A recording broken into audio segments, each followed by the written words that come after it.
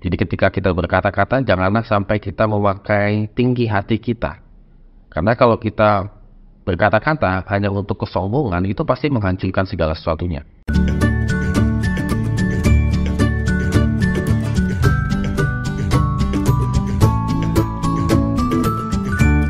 Shalom Good Traders, hari ini kita bersyukur karena Tuhan begitu baik dalam kehidupan kita, dan kita akan kembali merenungkan firman Tuhan di Amsal 18 ayat yang ke-9 sampai ayat yang ke-24. Tetap semangat membaca dan merenungkan firman Tuhan. Amsal itu kembali lagi berusaha meyakinkan dan menyadarkan kepada kita bahwa kita tidak bisa menggunakan perkataan kita dengan sembarangan. Mengapa? Karena keberhasilan, kegagalan, dan juga persoalan dalam kehidupan kita ini, itu boleh dikatakan penyebabnya itu adalah perkataan-perkataan kita sendiri yang kurang bijaksana. Kalau kita memberikan perhatian yang sungguh-sungguh, maka kita akan terhindar dari berbagai macam masalah dalam kehidupan kita.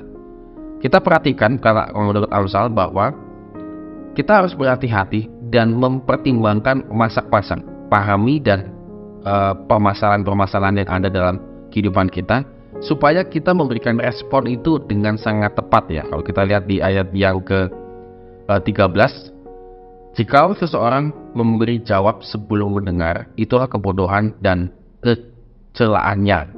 Jadi bagaimana dia itu harus bersungguh-sungguh ketika memberikan jawaban itu, harus benar-benar diperhatikan. Itu yang penting, yang pertama. Yang kedua adalah bahwa perkataan-perkataan kita itu dapat menyebabkan ketegangan dalam hubungan antar sesama kita. Kita perhatikan di ayat yang ke-19.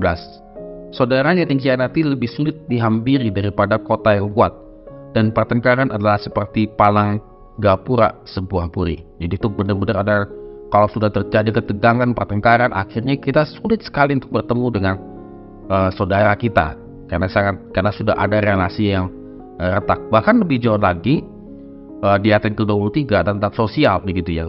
Orang miskin berbicara dengan memohon-mohon, tetapi orang kaya menjawab dengan kasar. Jadi bagaimana itu kalau perkataan yang kita pakai itu bisa berakibat efek sosial. Jadi orang yang membutuhkan bantuan malah kita bicaranya sangat kasar.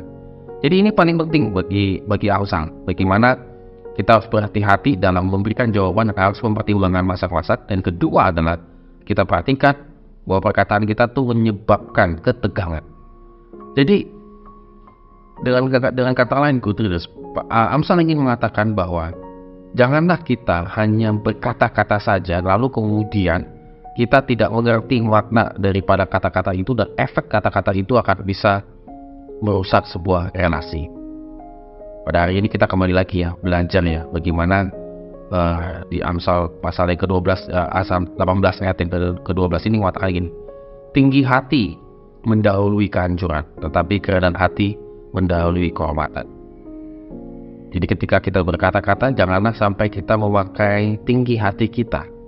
Karena kalau kita berkata-kata hanya untuk kesombongan, itu pasti menghancurkan segala sesuatunya. Tapi kalau kita berkata-kata dengan kerendahan hati kita, itu akan mendatangkan kehormatan bagi kehidupan kita. Oleh karena itu, kalau kita hari ini beraktivitas, bertemu orang, baik itu dalam mungkin negosiasi bisnis, di sekolah, di tempat kuliah, atau di pekerjaan kita di kantor dan seterusnya, mari kita berkata-kata dengan rendah hati, supaya orang yang menerimanya juga merasakan diberkati, sehingga segala urusan kita menjadi lancar.